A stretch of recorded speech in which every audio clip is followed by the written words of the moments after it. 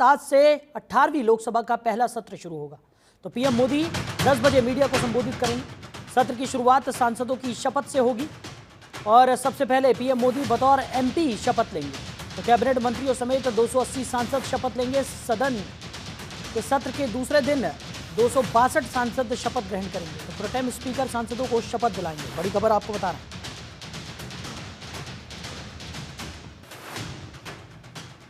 तो कैबिनेट मंत्रियों समेत 280 सांसद शपथ ग्रहण करेंगे। संसद सत्र के दूसरे दिन 262 सांसद शपथ लेंगे। प्रोटेम स्पीकर सांसदों को शपथ दिलाएंगे। बड़ी खबर आपको बता रहे हैं। तो आज से 18वीं लोकसभा का पहला सत्र शुरू होगा। खबर पर ज्यादा जानकारी के साथ हमारे सहयोगी दीपक चौबे हमारे साथ जुड़ गए हैं। दीपक, क्या कुछ निकलकर सामने आ रहा है? 18वीं सदन का पहला सत्र शुरू होने जा रहा है और तमाम तैयारियां भी यहां पर कर ली गई होंगी। क्या कुछ जानकारी मिल पा रही है?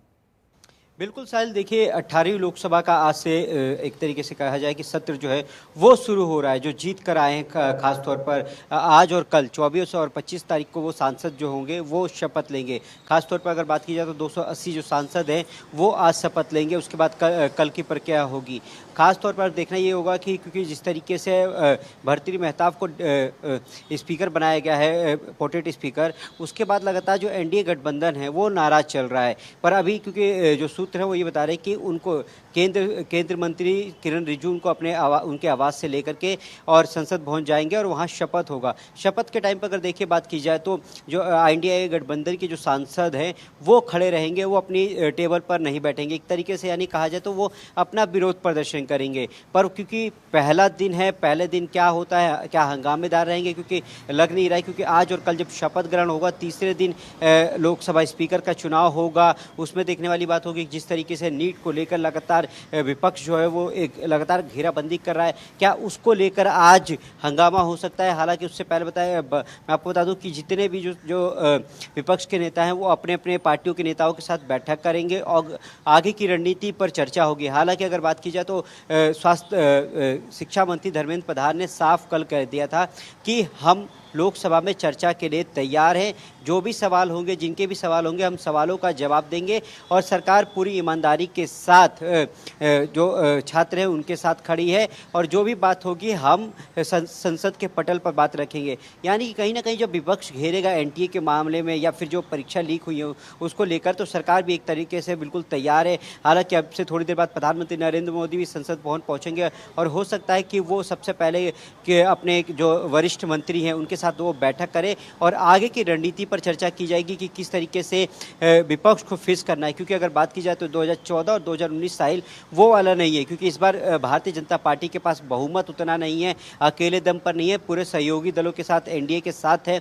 तो आगे की रणनीति क्या होगी, ये जब प्रधानमंत्री नरेंद्र मोदी अपने वरिष्ठ मंत्रियों के साथ बैठेंगे तो उस पर चर्चा होगी और किस तरीके से फेस करना। हालांकि देखिए 9 या 10 बजे के आसपास में प्रधानमंत्री नरेंद्र मोदी जो है वो मीडिया को संबोधित करेंगे। तो ये देखने वाली बात होगी कि प्रधानमंत्री आखिर कहते क्या हैं। साहिल, बिल्कुल दीपक, और जिस तरीके से इस बार का जो विपक्ष है वो भी काफ़ी ज़्यादा मजबूत यहाँ पर नज़र आ रहा है और विपक्षियों में भी खासा उत्साह इस बार देखने को मिलेगा। क्योंकि पिछले जो लोकसभा के सत्र रहे हैं उनमें हमने देखा है कि कहीं ना कहीं एक कमज़ोर विपक्ष जो है वो नज़र आया है। लेकिन इस बार की जो विपक्ष की भूमिका रहेगी वो कई मायनों में खास रहने वाली है और ऐसे में जो सत्र है वो हंगामेदार भी हो सकता है और कई चीज़ों को लेकर यहाँ पर चर्चाओं का जो बाजार है वो भी गर्म नज़र आएगा।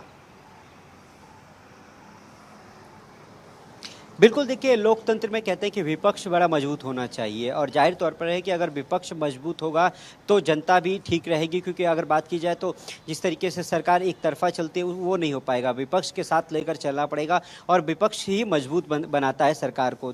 और जाहिर तौर पर है कि जब कई सारे घोटाले आए हैं सामने, जैसे नीट पर मामले हो या पेपर लीक लगातार जो चर्चा चल रही है उसको लेकर, तो कहीं ना कहीं जब विपक्ष आवाज़ उठाएगा तो उस पर कार्रवाई होगी, उस पर लगातार जिस तरीके से गिरफ्तारी हो रही है वो थोड़ा सा बढ़ जाएगा क्योंकि सरकार के ऊपर दबाव रहता है। पर हाँ, क्योंकि प्रधानमंत्री क्या बोलते हैं ये पूरे देश की नज़र रहेगी। क्या वो नीट को लेकर प्रधानमंत्री को कुछ बोलेंगे या फिर जो परीक्षाएं लीक हुई है उसको लेकर प्रधानमंत्री आखिर क्या बोलते हैं, इस पर पूरे देश की निगाहें टिकी रहेंगी। हालांकि क्योंकि आज पहला दिन है, आज और कल जब शपथ ग्रहण होंगे सांसदों के जो जीत के आए हैं, उसके बाद देखना होगा कि आगे की रणनीति क्या होगी, क्योंकि मामला यहाँ पर सिर्फ शपथ का या फिर नीट का मामला नहीं है। यहाँ पर देखिए मामला है लोकसभा स्पीकर का, कि लोकसभा स्पीकर कौन होगा और भारतीय जनता पार्टी या फिर एनडीए सरकार किसको बनाना चाहती है। और ख़ास तौर पर जिस तरीके से बात की जाए तो विपक्ष भी अब चाहता है कि वो भी अपने हो सकता है कि उम्मीदवार खड़े कर दे, पर क्योंकि अब निगाहें जो होगी वो 26 तारीख को होगी कि आखिर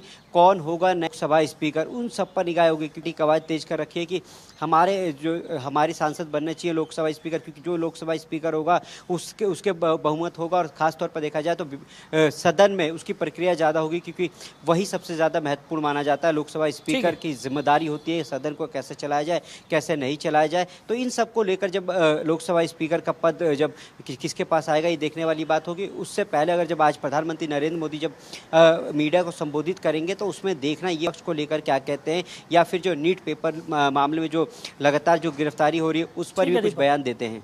चलिए दीपक, हमारे साथ जानकारी के लिए आपका बहुत शुक्रिया।